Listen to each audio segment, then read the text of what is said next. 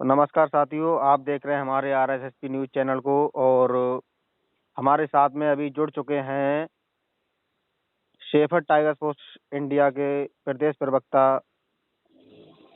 Sir जी, स्वागत है आपका आरएसएसपी न्यूज़ में। सबसे पहले मैं आपके चैनल का बहुत बहुत शुक्रिया करना चाहूँगा। और जो वर्तमान सत्ताधारी भाजपा। सर्वप्रथम अपना एक परिचय दे दें मुझे, हमारे जी दर्शक जो पहचान सके आप लोगों को। जी बिल्कुल बिल्कुल। मेरा नाम उमेश पाल है। मैं शेफर्ड टाइगर फोर्स से प्रदेश प्रवक्ता हूँ जी। और मैं आपके इस उत्तर प्रदेश के कौशाम्बी तपोस्थली बुद्ध की नगरी से चायल विधानसभा का रहने वाला हूँ। वहाँ से बोल रहा हूँ। तो सर जी, आप किस प्रकार देखते हैं उत्तर प्रदेश में नगर निगम चुनाव में जो भारतीय जनता पार्टी के द्वारा आरक्षण ओबीसी का खत्म किया गया है, इसके बारे में आप भारतीय जनता पार्टी को क्या कहना चाहेंगे?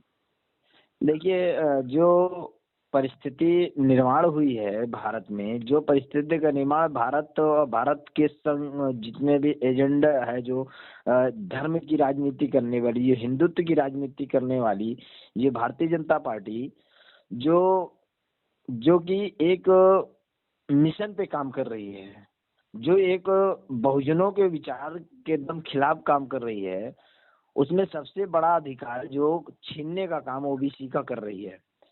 जैसे कि कोई अगर कानून लागू कर दिया है तो पहले उसका ट्रायल करती है। जैसे कोई नियम लागू करने से पहले उसका ट्रायल करती है, तब उसको पारित करती है। जैसे कि 306 जो कश्मीर का मुद्दा रहा हो, उसका जो रहा हो उसको पारित करने का काम किया था। एनआरसी और सीए का मुद्दा जो लागू किया था, असम में जो 19 लाख लोगों की नागरिकता समाप्त की गई है, वहां से ट्रायल करके पूरे भारत में लागू करने का काम सीए एनआरसी का किया। समझ रहे हैं? सबसे पहले देश में सीए एनआरसी लागू करने के लिए ये भाजपा सरकार लागू की, तो सबसे पहले एक प्रदेश को लिया कि उस प्रदेश से हम लागू करेंगे सीए एनआरसी, अब उसके बाद पूरे भारत में लागू करेंगे। तो असम में जब लागू हुआ तो उसका विरोध नहीं किया गया जी। और फिर असम के बाद जब ट्रायल उन्होंने देखा तो असम का इतना विरोध नहीं हुआ, तो इसके लिए पूरे भारत में जब उन्होंने एनआरसी और सीए का मुद्दा उठाया, तब जाके भारत के सभी प्रदेशों को लगा कि ये तो सीए एनआरसी हमें अपने ही मूल निवासी समाज होने का प्रमाण हमें खुद देना पड़ेगा, और हम इस देश के रहने वाले हैं, हमको इस देश से बाहर कर दिया जाएगा जी। तो विरोध जब खुलकर हुआ तब सीए एनआरसी रुक गया है, स्थगित कर दिया गया, उसे खत्म नहीं किया गया। वो आज नहीं, भविष्य में जब ये पूर्ण प्रचंड में फिर से बहुमत सरकार जब भाजपा बनाएगी 2024 में, तो सीए एनआरसी लागू करेगी। ठीक उसी प्रकार जैसे असम में सीए एनआरसी लागू कर दिया, उसी तरीके से ये उत्तर प्रदेश में नगर निगम चुनाव को लेकर के जो ओबीसी का आरक्षण खत्म कर दिया,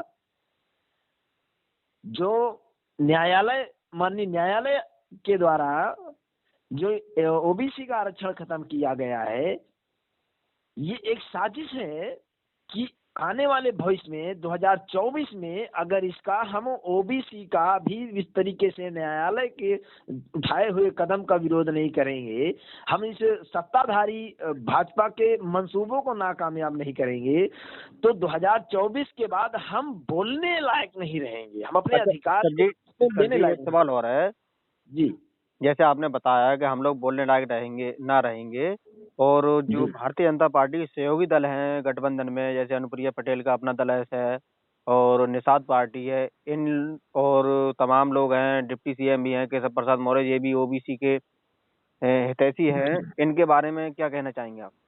देखिए, जितने भी भाजपा के सहयोगी दल हैं, संगठन हैं, वो समाज में हमारे ही समाज से धोखार है, मुख नहीं मुखौटा लिए हैं, जिन्होंने जो अपने ही समाज के बहुत मोटा मोटा रकम लेकर के समाज का सौदा करने का काम भाजपा पार्टी के साथ कर रहे हैं, चाहे वो माननीय केशव प्रसाद मौर्य रहे हो या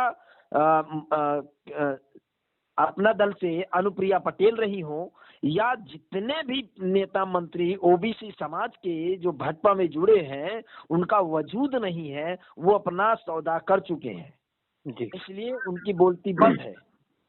जी। तो और सर जी, इसके बाद में आते हैं समाजवादी पार्टी के ऊपर भी आरोप आता है कि अखिलेश यादव अगर ओबीसी के हितैषी होते तो वो अपना वकील कोर्ट में खड़ा करते। ये ऐसा ओम प्रकाश राजभर जी भी कह रहे देखिए हैं। ओम प्रकाश राजभर के बारे में क्या कहना चाहेंगे? वो भी पार्टी के भारतीय जनता पार्टी के देखिए सहयोगी दल हैं। राजभर जी के बारे में बोलना चाहूंगा। राजभर जी बिन पेंदी का लोटा है। जी कहने में मुझे शर्म लग रही है कि एक क्रांतिकारी, एक बहुजन विचारधारा का व्यक्ति एक जगह पे नहीं स्टैंड हो पा रहा है, एक जगह पे खड़े होकर के बहुजनों की आवाज नहीं उठा रहा है, खुद को अपना दलित नेता बोलता है, खुद को ये कहता है कि हम उस समाज से आते हैं जिस समाज को सदियों से शोषित किया गया है। तो जब तुमको उस समाज से आते हो, शोषित किया जाता है, तो तुम ये बताओ कि तुम्हें अभी तक वो कौन से समाज में स्टैंड होकर के, खड़े होकर के, एकजुट होकर के तुमने उस आवाज उठाई हो। कभी तुम सपा में जाते हो, कभी भाजपा जाते हो, खुद तो स्टैंड हो जाओ तब दूसरे को उठाओगे। रही बात माननीय अखिलेश यादव जी की, तो अखिलेश यादव जी अपने आप को जिस दिन श्री कृष्ण का वंशज कहना छोड़ देंगे, उस दिन माननीय अखिलेश यादव जी अपनी उन्नति, अपने समाज की उन्नति, अपने बहुजन समाज की उन्नति करने में समय देर नहीं लगेगा। दरअसल जैसे कि इस देश में धर्म की राजनीति चल रही है। एक आपने गाना सुना होगा आपने साहब जी कि हम जो राम को लाए हैं हम उनको लाएंगे, ये भाजपा कहती है जी और श्री कृष्ण का वंशज सपा करती है। तो हमारा क्या समाज धर्म और आस्था पे ही सिमट के रह गया है? क्या देश धर्म और आस्था से चलेगा? संविधान से नहीं चलेगा, डेमोक्रेसी से नहीं चलेगा, इंसानियत से नहीं चलेगा, धर्म से चलेगा? तो सबसे पहले अखिलेश यादव जी नहीं बोल रहे हैं, वो अपने आप को ओबीसी समाज समझते ही नहीं है, वो अपने आप को श्री कृष्ण का वंश समझते हैं। इस वजह से वो राम का मुकाबला करने निकले हैं, वो माननीय योगी आदित्यनाथ का मुकाबला करने निकले हैं। आपको ओबीसी बनना पड़ेगा। अखिलेश यादव इसलिए नहीं बढ़े। सपा का कोई भी कार्यकर्ता आज जमीन पे नहीं दिख रहा है। किसी भी प्रदेश में, जमीनी या जिले में, बूथ लेवल में सपा का या यहाँ तक मैं बहुजन समाज पार्टी के लोगों पे भी आरोप लगाता हूं कि बहुजन समाजवादी पार्टी के लोग भी नहीं जमीन पे दिख रहे हैं कि ओबीसी के हक की बचाया जाए। जी। चलिए, बहुत बहुत धन्यवाद सर जी आपको अपने विचार रखने के लिए, और जुड़े रहें। जिन लोगों ने हमारा चैनल सब्सक्राइब नहीं किया है वो लोग चैनल सब्सक्राइब कर लें, और ऐसे ही वीडियो देखने के लिए और चैनल को लाइक एवं सब्सक्राइब करें। बहुत बहुत धन्यवाद सर जी आपका।